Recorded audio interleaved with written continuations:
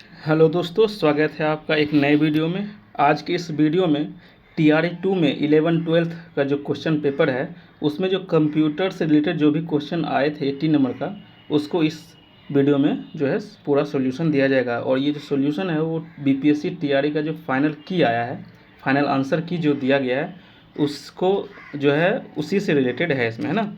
ये नहीं कि अपने मन से आंसर दे रहा हूँ, ये आपको जो है आपका जो आंसर की फाइनल आंसर की आया था 11-12 का जो BPSC TRE 2 हुआ था, उसका जो फाइनल आंसर की आया था उसके हिसाब से जो है आपको आंसर हम इसमें आपको प्रोवाइड कर रहे हैं। चलिए शुरुआत करते हैं। क्वेश्चन नंबर 71 से था इस बार, क्योंकि TRE 1 में जो है क्वेश्चन 41 से स्टार्ट हुआ था, लेकिन इसमें क्या किया 71 से कर दिया। फर्स्ट जो है आपका क्वालिफाइंग पेपर था, सेकेंड आपका GS था, थर्ड में आपका जो है कंप्यूटर साइंस का क्वेश्चन था जो 80 नंबर का होता है।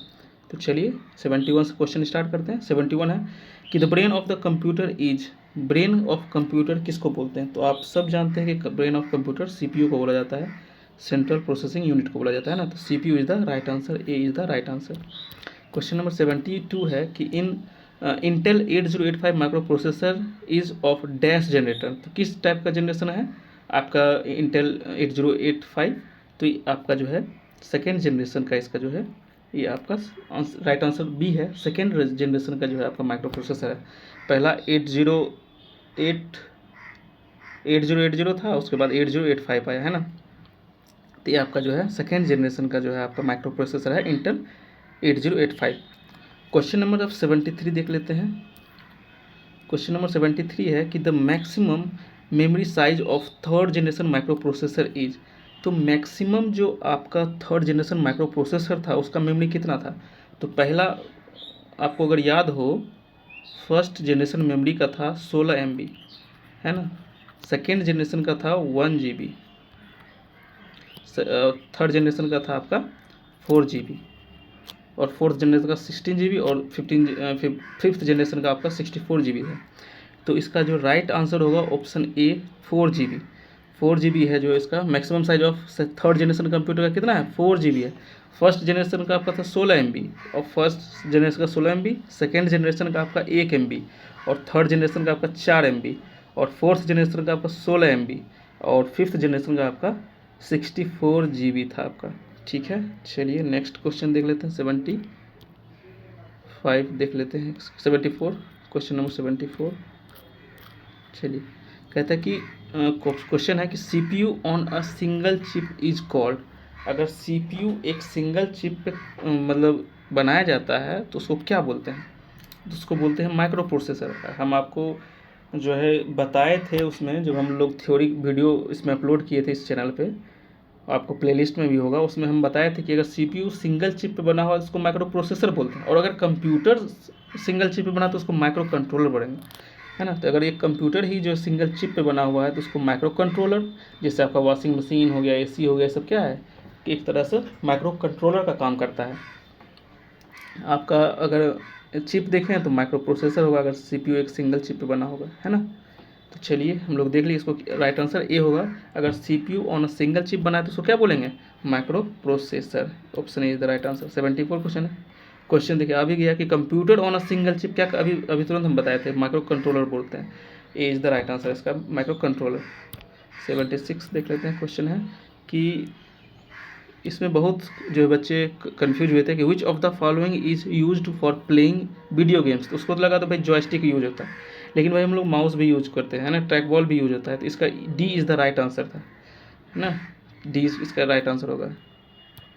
क्वेश्चन नंबर 77 देख लेते हैं कि which dash is use to store software that does not update. कहता है dash is used to store software that does not update.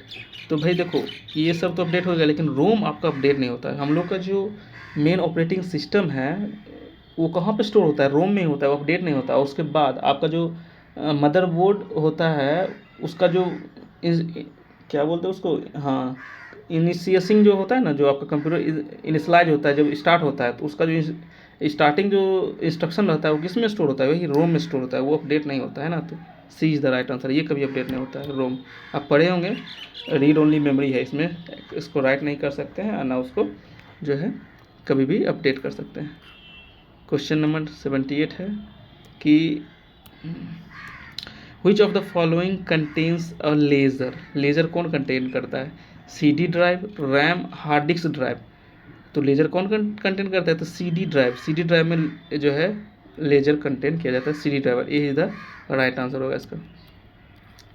Question number 79 है कि a computer program that converts an assembly language program into equivalent machine language program is called। Assembly language को machine language में करेगा तो क्या होगा? Assembler कहलाएगा, है ना। और हाई लेवल लैंग्वेज को मशीन लैंग्वेज में करेगा तो उसको क्या कंपाइलर कहलाएगा। तो B is the right answer इसका हो जाएगा क्या? असेंबलर कहलाएगा। क्वेश्चन नंबर 80 है कि अ computer program that convert a high level language program into an equivalent machine language program is called। इसको क्या बोलेंगे? कंपाइलर बोलेंगे। अभी हम लोग पढ़े थे compiler. B is the right answer, है ना। 81 है। क्वेश्चन है कि a computer program that translate high level language program into machine language program statement by statement is called. तो स्टेटमेंट बाय स्टेटमेंट कॉल करता है उसको बोलते हैं इंटरप्रेटर, है ना। इंटरप्रेटर बोलते हैं। लाइन बाय लाइन करते हैं उसको क्या बोलते हैं? इंटरप्रेटर बोलते हैं। एक ही साथ करता है उसको कंपाइलर बोलेंगे। तो क्या होगा इसका? इंटरप्रेटर सही आंसर होगा। Option C is the right answer. 82 है। क्वेश्चन कह रहा है कि which of the following is not an operating system. Linux है ये, ओरेकल, विंडो है, लेकिन ओरेकल नहीं। ओरेकल का एक डेटाबेस का जो एग्जाम्पल है। तो option C is the right answer हो जाएगा। क्वेश्चन नंबर 83 है कि a software that runs on a computer hardware and serves as a platform for other software to run is called system software, operating system, आपका application software, D more than one और none of the above. तो इसको क्या बोलते हैं? Operating system. Operating system ही जो है आपका एक जो है सर्विस प्रोवाइड करता है। As a platform service use होता है, जो कि एप्लीकेशन सर्विस को जो है एप्लीकेशन को यूज करने देता है ना। As a platform service provide करता है ऑपरेटिंग सिस्टम। तो B is the right answer. 83 का क्या होगा? B is the right answer. 84 question देख लेते हैं। क्वेश्चन कह रहा है कि which of the following is not system tool. System tool कौन सा नहीं है? स्कैनडिक्स है भाई, फॉर्मेट भी है। फोल्डर आपका जो है सिस्टम का टूल नहीं है। फोल्डर तो क्रिएट करते हैं, लेकिन सिस्टम का टूल स्कैन होता है, फॉर्मेट करना होता है ना, ये सब आपका सिस्टम का। तो option C is the right answer हो जाएगा। Not tool. कौन सा टूल नहीं है? तो फोल्डर टूल नहीं है। चलिए नेक्स्ट क्वेश्चन देख लेते हैं। 85 क्वेश्चन है कि the key use to delete a file without allowing it to store in recycle bin is called shift delete, है ना। शिफ्ट प्लस डिलीट करिएगा तो आपका जो है वो रिसाइकल बिन में जाए बिना डिलीट हो जाएगा। तो option B is the right answer. 85 का B is the right answer हो जाएगा। क्वेश्चन नंबर 86 देख लेते हैं। क्वेश्चन कह रहा है कि the three main component of a digital computer system are. Three main system क्या है कंप्यूटर का? कंपोनेंट कौन कौन से हैं? पहले देख लेते हैं। मेमोरी, इनपुट आउटपुट, डीएमए नहीं भाई, ये तो नहीं। ALU, CPU, memory. देखिए सीपीयू के अंदर ही एएलयू होता है ना। मेमोरी तो है, सीपीयू है, लेकिन एएलयू नहीं होगा भाई। एएलयू बस सीपीयू के अंदर ही है, तो ये भी नहीं होगा। ये तो memory, CPU, input output device, ये होगा, है ना। ऑप्शन सी आंसर होगा। Option C is the right answer. Three में से सब सिस्टम क्या है? इनपुट आउटपुट हो गया, सीपीयू हो गया और मेमोरी हो गया। चलिए नेक्स्ट क्वेश्चन है आपका 86 का सी आंसर हो गया। 87 हो गया। क्वेश्चन कह रहा है कि F will be the last memory location in a memory of size. कितने साइज का होगा? हम जानते हैं कि एफ ये आपका एफ मतलब 16 है ना। 16 क्या जाएगा?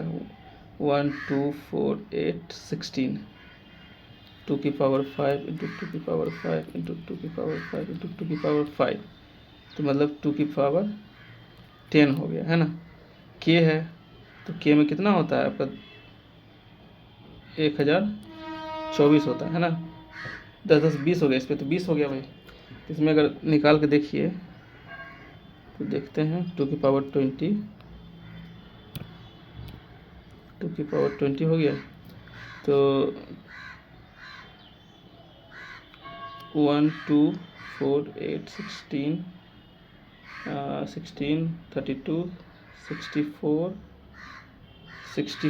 2 की पावर 7 इंटू 2 की पावर 11, तो ये हो गया आपका क्या k, 2 की पावर 10 अगर आपका देखा जाए तो k हो गया, तो ये k हो गया, तो 64k होगा इसका, है ना, 64k इसका हो जाएगा। साइड राइट आंसर क्या हो जाएगा, ऑप्शन सी, 64k बिट का जो है मेमोरी साइज होगा, ऑप्शन सी 64। क्वेश्चन नंबर देखते हैं 88। क्वेश्चन कह रहा है कि the cost of storing a bit, the cost of storing A bit minimum किस में होगा, कॉस्ट ऑफ स्टोरिंग इसमें, तो हम जानते हैं रजिस्टर में सबसे हाई होता है, उसके बाद कैश में होता है, उसके बाद सेकेंडरी मेमोरी टेप, तो मेमोरी टेप में ही होगा, है ना, सबसे कम मिनिमम खर्च होगा, तो कॉस्ट सबसे कम किस में होगा, तो मैग्नेटिक टेप में होगा, option C is the right answer. Register में सबसे ज़्यादा होता है, उसके बाद कैश में ज़्यादा खर्च होता है पैसा, है ना, एक रजिस्टर बनाने में बहुत पैसा खर्च होता है। चलिए नेक्स्ट क्वेश्चन है 89।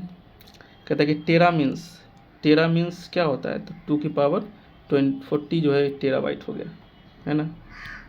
हम जानते हैं कि 1 MB 2 की पावर 10 बराबर 1 MB, 2 की पावर 20 बराबर 1 GB, 2 की पावर 30 बराबर 1 TB होता है ना।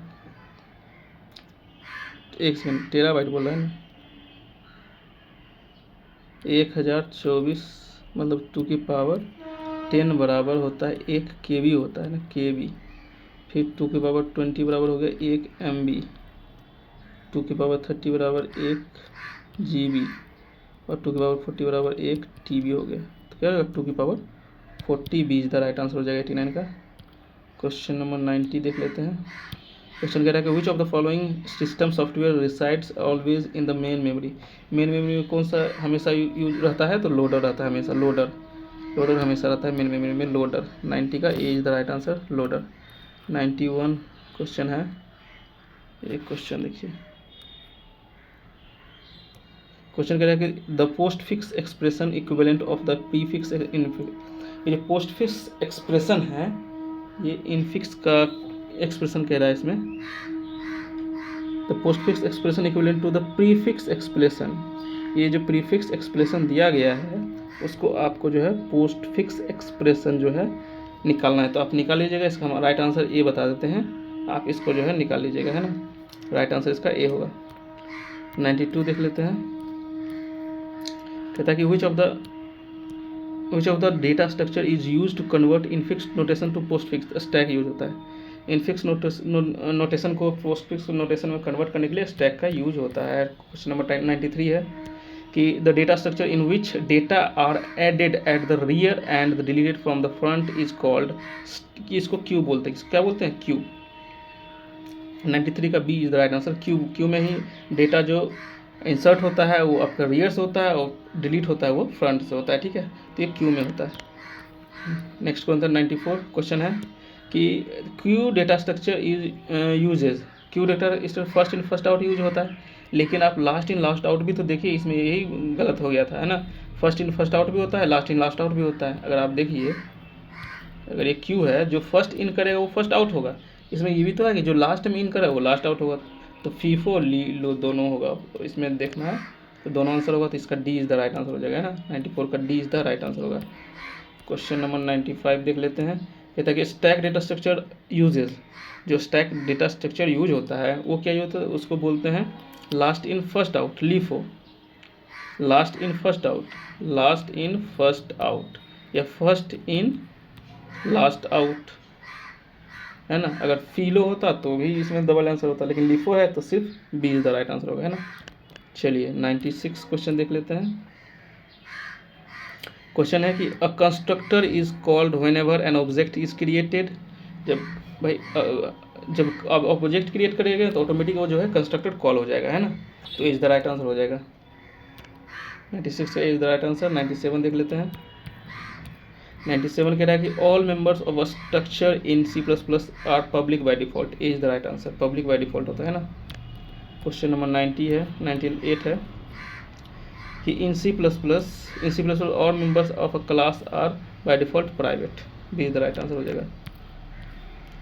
99 है कि in C++ what does a class hold, class क्या होल्ड करता है, तो data and data and functions दोनों ही स्टोर करता है ना, डेटा मेंबर फंक्शन बोलते हैं उसको, है ना, सारा स्टोर करता है। तो D is the right answer. 99 का क्या हो जाएगा, D is the right answer. 100 number question है कि आपका the number of access specified in C++ use 3 type होता है, public, private, protected. Public, protected और प्राइवेट 3 टाइप का होता है। Option B is the right answer. 101 question number देख लेते हैं।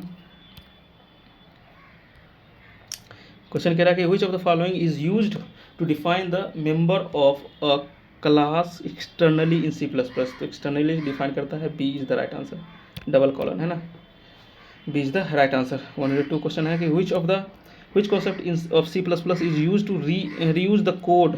रीयूज कौन कोड करता है, इनहेरिटेंस करता है। Option B is the right answer. Inheritance के द्वारा ही हम लोग कोड को यूज कर सकते हैं। तो B is the right answer 102 का। 103 क्वेश्चन कह रहा है कि what will be the output of the following program fragment. इस प्रोग्राम का आउटपुट क्या होगा, तो ऑप्शन ए 3010, ये आप देख लीजिएगा, 3010 इसका आंसर होगा। क्वेश्चन नंबर 104 है। इस 104 को क्वेश्चन जो क्या किया वो कि जो choose correct statement about inline function. Inline function क्या करता है, स्पीड अप द एग्जीक्यूशन को जो है स्पीड करता है, सही है। द स्लो डाउन, ये स्लो डाउन नहीं करता है, स्पीड करता है। To decrease the code size को भी डिक्रीज करता है। इसका डी आंसर हो चाहिए, लेकिन जो है क्वेश्चन इसको डिलीट कर दिया है बीपीएससी ने इसको क्या है, क्वेश्चन डिलीट कर दिया है, 104 को डिलीट कर दिया था। क्वेश्चन नंबर देख लेते हैं।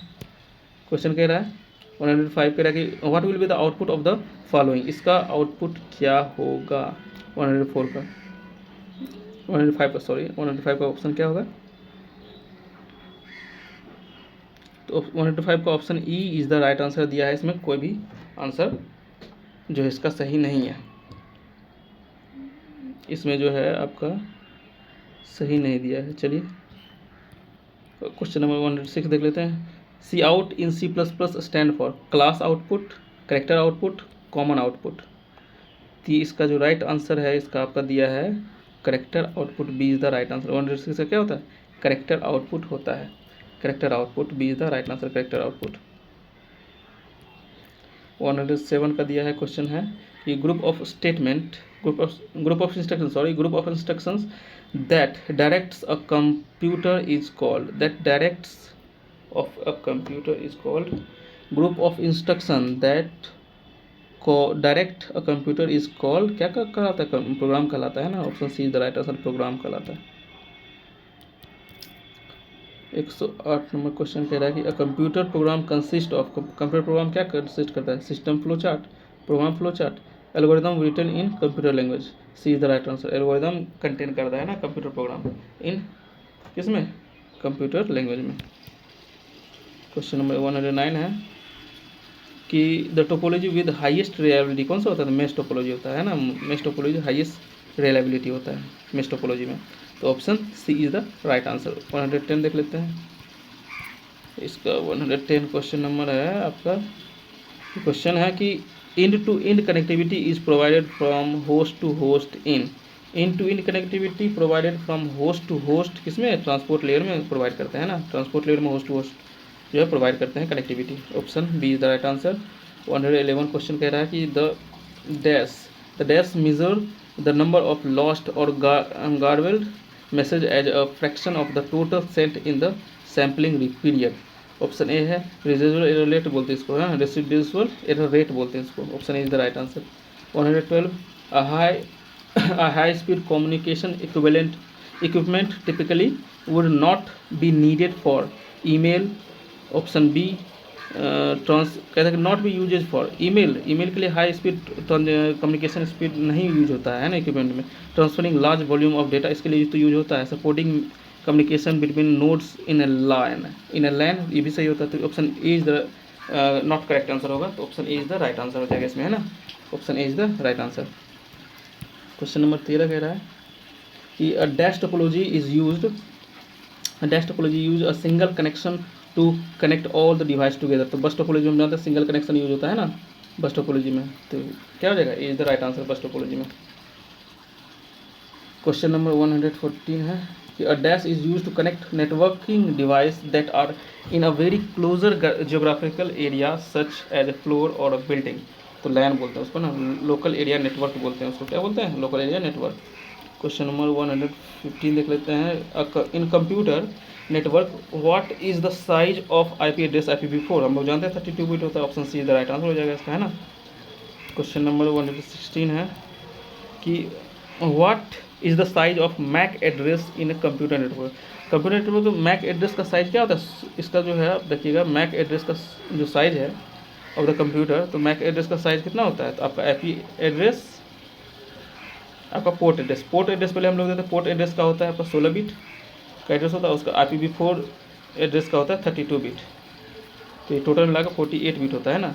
आईपी एड्रेस का 48 बिट का होता है। Option C is the right answer हो जाएगा, है ना। मैक एड्रेस कितना का होता है? 48 बिट का होता है। क्वेश्चन नंबर 117 देख लेते हैं। क्वेश्चन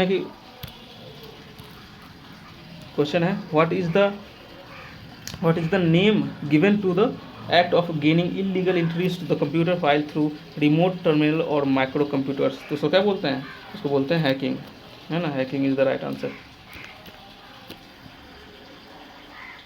118 क्वेश्चन कह रहा है कि a computer virus is a software program which has the essential ability to damage data. तो कहता है कंप्यूटर वायरस में क्या जो है इसेंशियल होता है? तो डैमेज करता है डेटा को, डैमेज करता है प्रोग्राम को, क्लोन इट सेल्फ करता है। तो D is the right answer हो जाएगा। 118 का D is the right answer. 119 कॉपिंग computer program software without the permission of its author is called software piracy बोलते हैं उसको, है ना। D is the right answer हो जाएगा। कहता है हार्ड डिस्क, 120 नंबर क्वेश्चन कहता है hard disk become totally inaccessible when a computer virus corrupt partition table, file allocation table या फिर रूट डायरेक्टली। तो ये अगर आपका जो है तो पार्टीशन टेबल को ही डिलीट कर देगा। अगर हार्ड डिस्क के पार्टीशन टेबल को ही डिलीट हो जाएगा तो कंप्यूटर वायरस करप्ट कर देगा, तो क्या हो जाएगा? इनएक्सेसिबल हो जाएगा। तो क्या हो जाएगा? A is the right answer, partition table. अगर पार्टीशन टेबल ही डिलीट हो गया तो फिर चलिए नेक्स्ट क्वेश्चन है 121 है कि an attribute of one table matching the primary key of another table is called. तो उसको क्या बोलते हैं? फॉरेन की बोलते हैं। 121 का A is the right answer हो जाएगा, है ना। 122 क्वेश्चन था कि if every non key attribute is fully functionally dependent on primary key then the relation will be in. आपको अगर यदि याद हो तो हम आपको डेटाबेस में हम बताए थे, इसमें आपको SQL में पढ़ाए थे कि जो नॉर्मल फॉर्म होता है, तो नॉर्मल फॉर्म फर्स्ट क्या कहता है? फर्स्ट कहता है कि जो है वन होना चाहिए, डुप्लीकेट नहीं होना चाहिए ना, सिंगल डेटा होना चाहिए, किसी का डुप्लीकेट नहीं होना चाहिए था। और सेकेंड में कहता है कि पहले पे फॉर्म करना चाहिए, उसके बाद ओनली वन जो है थी होना चाहिए, सारा जो डेटा प्राइमरी की पे डिपेंड होना चाहिए, और जो नॉन फंक्शनल की है वो सारा आपको जो है प्राइमरी की पे डिपेंड करना चाहिए। तो इसका जो राइट आंसर होगा ऑप्शन बी, सेकेंड NF। इसका जो है सेकेंड NF का जो है ये आपका डेफिनेशन ही दिया गया है। अगर आपको SQL पढ़िएगा तो उसमें हम जो थोड़ी वीडियो डाले थे उसमें भी आपको जो है 1NF 2NF और थर्ड NF का जो है आपको बताए थे। थर्ड NF में क्या होता है कि नो ट्रांजिटिव जो एग्जिस्टेंस होना चाहिए, ट्रांजिशन डिपेंडेंसी जो है वो नहीं होना चाहिए, वो ऑप्शन 3 में हो जाता है ना। और fully non key attribute fully dependent on primary की, तो इसमें 2NF हो गया, है ना। आप देख लीजिएगा, थ्योरी वीडियो भी अपलोड किया गया है। तो option B is the right answer हो जाएगा, 2NF। क्वेश्चन नंबर 123 है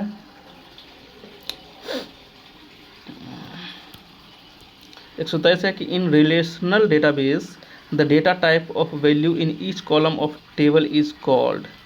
डेटा वैल्यू तो इसको क्या बोलते हैं? डोमेन बोलते हैं। Option B is the right answer हो जाएगा, डोमेन बोलते हैं ना।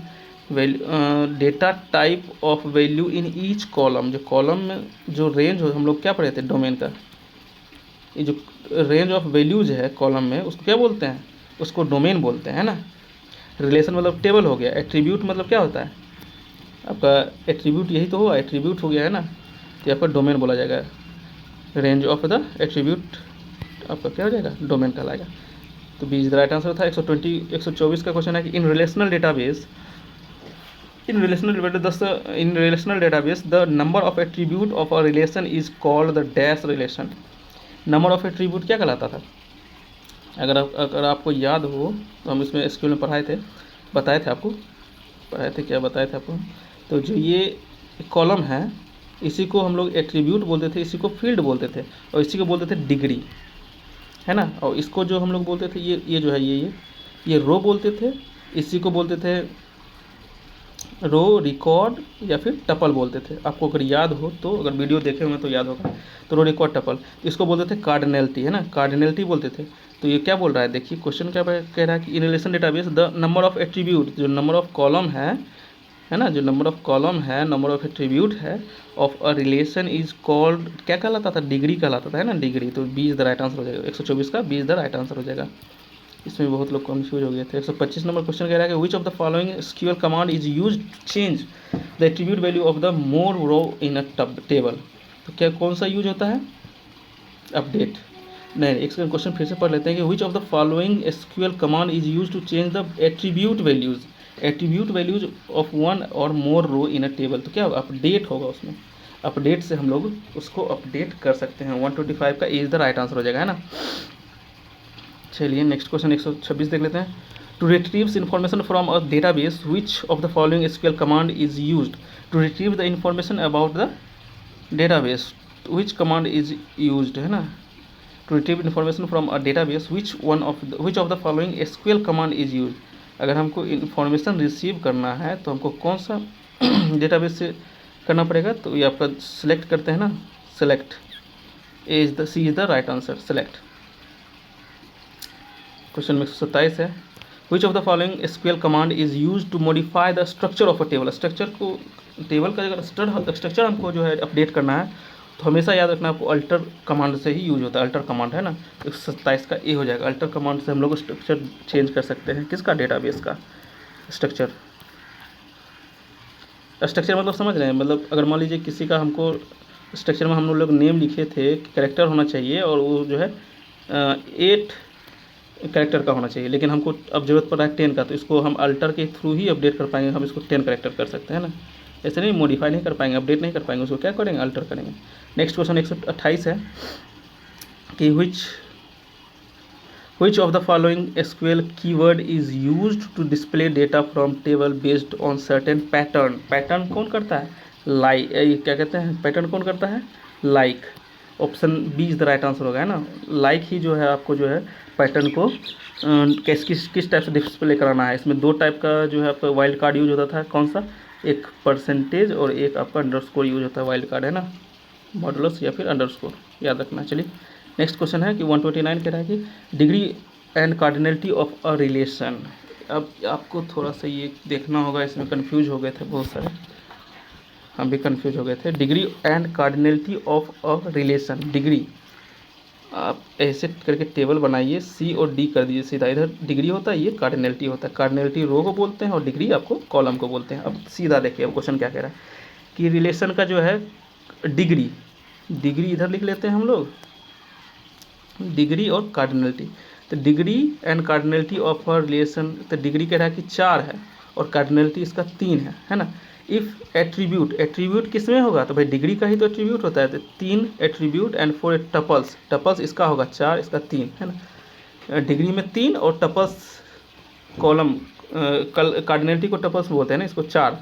तो tuples are added in the relation, what will be the new cardinality, and इसका न्यू कार्डिनलिटी एंड डिग्री पूछ रहा है, तो इसमें देखिए तो 7 हो जाएगा इसका आंसर, 20 का राइट आंसर हो जाएगा। 129 का क्या हो जाएगा, 20 द राइट आंसर हो जाएगा। इसमें बहुत सारे कन्फ्यूज हो गए थे, इसको अलग अलग जोड़ दिए थे, इसको 4 में 4 जोड़ दिए थे, 3 में 3 जोड़ दिए थे, ऐसा बहुत क्वेश्चन इसमें जो है कन्फ्यूजिंग हुआ था उस बार।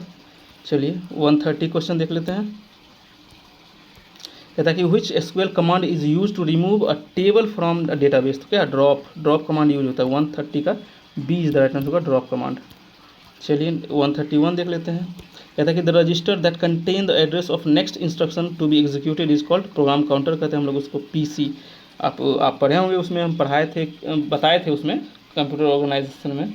आपको अगर वीडियो नहीं देखें तो देखिएगा, थ्योरी वीडियो है, थ्योरी वीडियो का 1 शॉर्ट्स, ये जो थ्योरी वीडियो है सारा कंप्यूटर का, हम 1 शॉर्ट्स वीडियो में आपको प्रोवाइड किए हैं, चैनल में जो है आपका प्लेलिस्ट भी बना दिए हैं ताकि आप लोग को आसानी हो। तो इसका क्या प्रोग्राम काउंटर हो जाएगा, है ना। The register that contain address of next instruction to be executed is called program counter. 131 का A is the right answer हो जाएगा, है ना। 131 का ए राइट आंसर होगा। क्वेश्चन नंबर 132 देख लेते हैं। कहता है कि the register that contain the instruction that is being executed, तो इंस्ट्रक्शन रजिस्टर बोलते हैं उसको, है ना। C is the right answer. जो करंट में इंस्ट्रक्शन रजिस्टर करंट में एग्जीक्यूट कर रहा है उसको इंस्ट्रक्शन रजिस्टर बोलते हैं, उसका एड्रेस उसी के पास रहता है, इंस्ट्रक्शन रजिस्टर के पास। तो इसका सी इज द राइट आंसर हो जाएगा, है ना। क्वेश्चन नंबर 133 देख लेते हैं। क्वेश्चन कह रहा है कि the register which holds the address of location of memory and from which data are to be transfer is known as, memory address register इसमें रहता है ना। Option B is the right. एक सेकेंड, क्वेश्चन नंबर 133 का B is the right answer हो जाएगा ना। Memory address register के पास ही मेमोरी का एड्रेस रजिस्टर स्टोर होता है किसी भी इसमें, देख लीजिए तो मेमोरी लोकेशन पे, है ना। 133 हो गया। 134 देख लेते हैं। क्वेश्चन कह रहा है कि a storage device use to compensate the difference in flow of data is known as main memory, executive memory, buffer. Buffer बोलते हैं उसको, C is the right answer, buffer, है ना। अगर दो मेमोरी के बीच में अगर डेटा स्पीड को कंट्रोल करने का काम बफर ही करता है, buffer register, B, C is the right answer. 134 135 देखते हैं। क्वेश्चन है कि memory in which one location can be reached in a fixed amount of time after specifying its address is called sequential access time, random access time, secondary memory, more than one और none of them। तो 135 का random access memory उसको बोलेंगे, क्या बोलेंगे उसको, random access memory.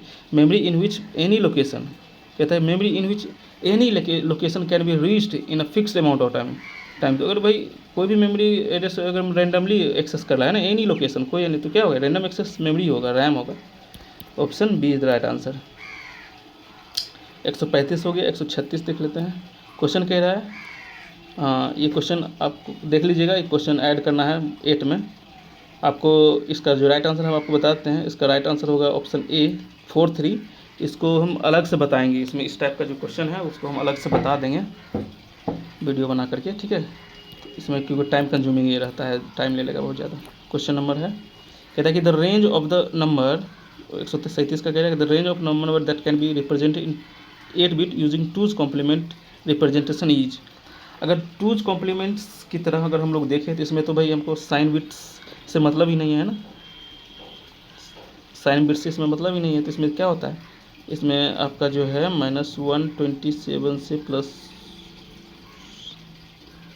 आपका जो है इसमें क्या होता है, अगर देखा जाए तो 0 इधर हो गया, 127 उधर हो गया, तो 128 हो गया इधर, और इधर हो जाएगा क्या, प्लस का माइनस का 128 प्लस से 127, हाँ, -128 से प्लस 127। ऑप्शन सी इसका राइट आंसर होगा, है ना, क्योंकि 128 हो गया, ये 128 इधर हो गया और 0 से 127 ही तो चलेगा, हाँ।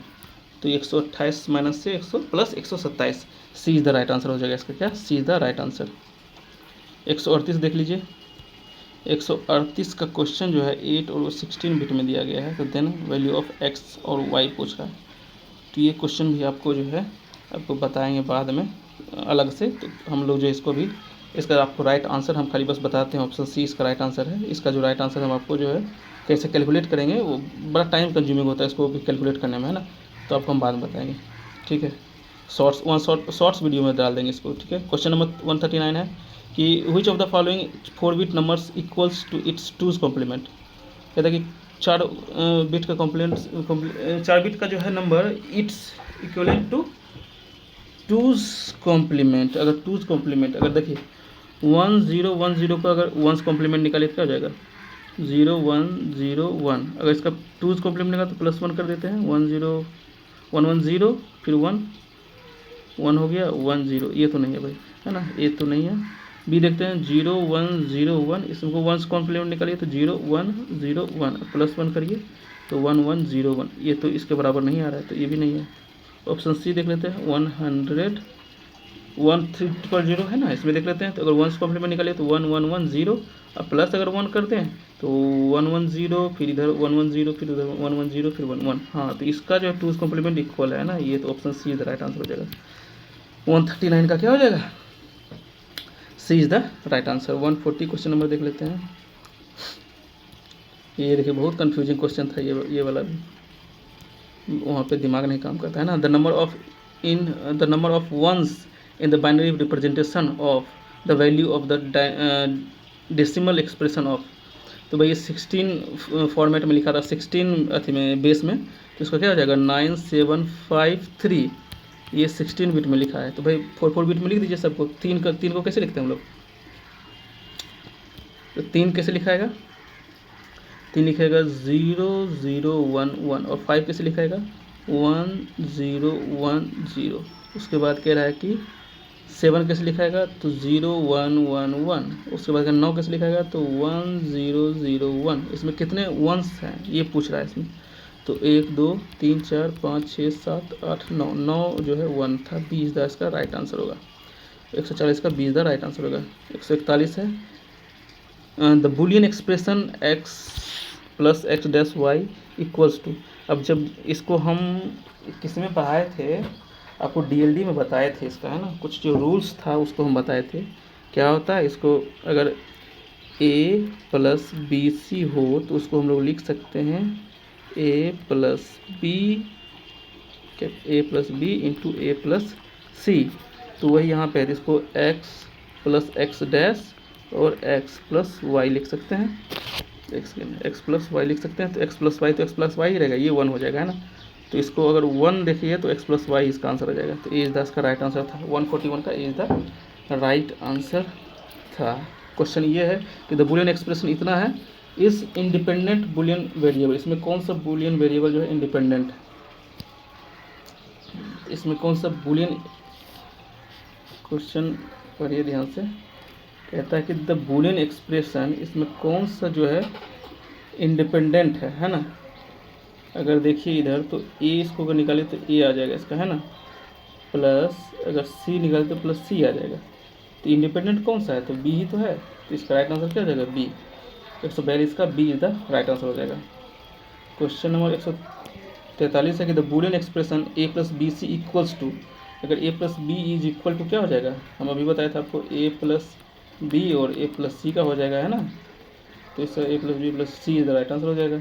143 का सी हो जाएगा। 144 देख लेते हैं, कहते the Boolean expression x plus equal to, अगर x plus x plus y, तो x को कॉमन लीजिए तो 1 प्लस वाई हो जाएगा, इसकी वैल्यू तो 1 हो गया, x के बराबर हो जाएगा, A is the right answer हो जाएगा, है ना। 144 का ए। 145 कह रहा है कि the Boolean expression x into x plus y है, तो हम लोग जानते हैं x प्लस एक्स वाई हो जाएगा ये, तो फिर x को कॉमन लीजिए 1 प्लस वाई हो जाएगा, तो x की वैल्यू हो जाएगा इसका, ए इज द राइट आंसर हो जाएगा। 145 का भी ए ही आंसर होगा, है ना। 146 कह रहा है कि इसका जो है x डैश का डैश बराबर x हो जाएगा, तो डबल इन्वर्जन 4 टाइम इन्वर्जन हो गया, तो इसका क्या हो जाएगा, राइट आंसर x ही हो जाएगा इसका। ऑप्शन 20, 146 का 20 द राइट आंसर हो जाएगा, है ना। 2 टाइम्स इन्वर्जन, उसका भी 4 टाइम्स 6 टाइम होगा, तो जो इन्वर्जन रहेगा वही ना होगा। 147 क्वेश्चन कह रहा है कि in two values boolean algebra the maximum number of boolean functions of 2 variable will be। आपको इसका जो है अगर याद होगा तो 2 की पावर 2 होना चाहिए, है ना। तो क्या हो जाएगा, 2 दूनी 4 की पावर 2 मतलब 16। अगर 2 वैल्यूड बूलियन एल्जेब्रा है तो maximum number of Boolean functions कितने होने चाहिए, तो 2 की पावर आपका स्क्वायर हो जाएगा 16 होना चाहिए। 147 का सी होना चाहिए आंसर, 147 का सी आंसर राइट आंसर हो जाएगा। 148 देख लेते हैं, आपको हम नंबर ऑफ बूलियन फंक्शन बताए थे। नंबर ऑफ बूलियन फंक्शन कितना होता है, नंबर ऑफ बूलियन 2 की पावर n होता है, तो 2 वेरिएबल है तो 2 डाल दीजिए यहाँ पर, तो इसका कितना जगह है 16 टोटल जो है बूलियन फंक्शन बन सकता है। ठीक है, आपको डीएलडी में सब बताए थे, उसका भी वीडियो पड़ा हुआ है, आप जो देख सकते हैं, प्लेलिस्ट बना हुआ है ना। क्वेश्चन नंबर 149 है कि which of the following logic gates is called universal. हम लोग जानते हैं नैंड और नॉर, नैंड गेट और नॉर गेट जो है आपका यूनिवर्सल गेट कहलाता है, तो C is the right answer हो जाएगा। नॉर तो है ही नहीं कहीं, तो C is the right answer. 149 का सी। 150 लास्ट क्वेश्चन है, क्वेश्चन कह रहा है कि the minimum number of NAND gate required to implement Boolean function F is equal to इतना, कितना number of NAND gate use होगा। इसको अगर देखा जाए तो ये क्या फंक्शन का दिया हुआ है, फंक्शन दिया हुआ है एक्स बार वाई प्लस एक्स वाई बार, तो इसको हम लोग एक्स और है एक्स और वाई, एक्स और वाई का दिया हुआ है, तो हम लोग जानते हैं एक्स और वाई, एक्सॉर में कितना गेट लगता है, आपको अगर याद हो तो बताए थे 4 गेट लगता है उसमें, है ना। अगर नैंड गेट के थ्रू अगर किया जाए। आपको इसका भी एक चार्ट आपको जो है दे दिया जाएगा, शॉर्ट्स वीडियो में एक चार्ट बना देंगे कि अगर गेट है उसमें कितना नैंड गेट के थ्रू बना सकते हैं और कितना नॉर गेट के थ्रू बना सकते हैं, ये सारा हम आपको बताएंगे उसमें, ठीक है। चलिए नेक्स्ट क्वेश्चन, ये तो कंप्लीट हो गया। चलिए मिलेंगे अब TRE 2 का ही जो 9, 11, 12 का तो कर दिए हैं, लेकिन अब 9 जो 9, 10 का आया था उसका भी क्वेश्चन जो है हम अगले वीडियो में लाने वाले हैं। चलिए नेक्स्ट वीडियो में मिलते हैं।